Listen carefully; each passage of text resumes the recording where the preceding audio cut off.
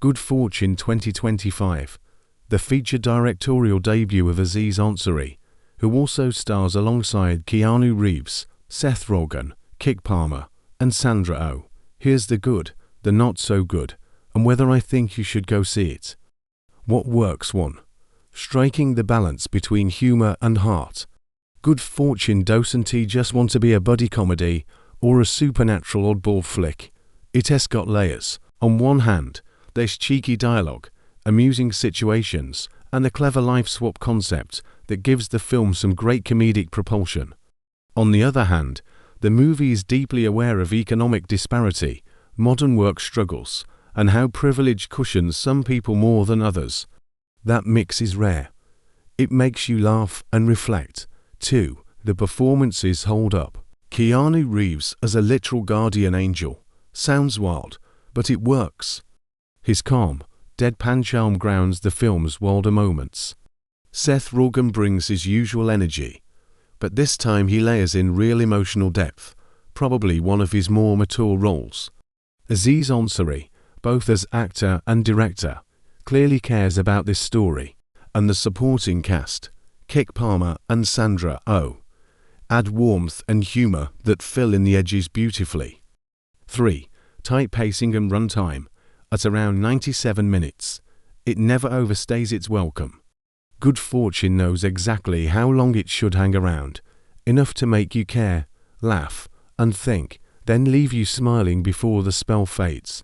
That alone puts it ahead of a lot of comedies today. 4. Topical relevance. The film taps into some very now issues: the gig economy, wealth inequality, labor unions, and what success really means.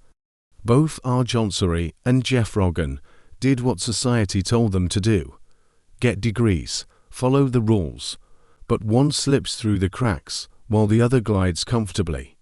The story quietly reminds us that the playing field isn't level, and personally, having gone through tough times myself, sleeping in my car, showering at the gym, this story hit close to home. There's honesty in how it shows the struggle without turning it into misery porn.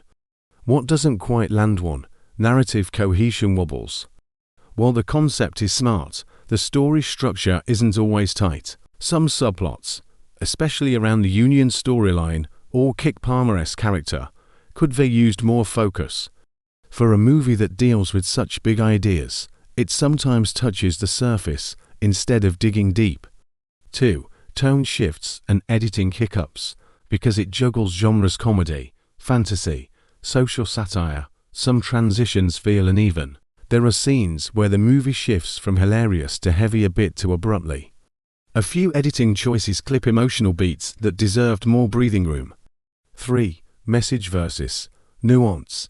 You can sense the passion in what Ansari is trying to say. That money doesn't buy happiness, and true fulfillment comes from gratitude and purpose, but sometimes the message overshadows the story. It's heartfelt, just not always subtle. Final verdict: Good Fortune gives you the best of both worlds, genuine laughs and emotional truth. It's the kind of film that leaves you smiling yet thinking, maybe even calling a friend afterward, just to talk about life. If you've ever struggled, hustled, or felt like the system's rigged against you, you'll see yourself in this film. And if you haven't, it might just make you a little more empathetic. Would I recommend seeing it? Absolutely.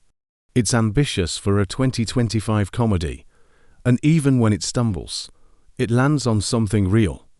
My grade: B+, or about 7.5 out of 10. Smart, funny, heartfelt, and refreshingly optimistic in a cynical world.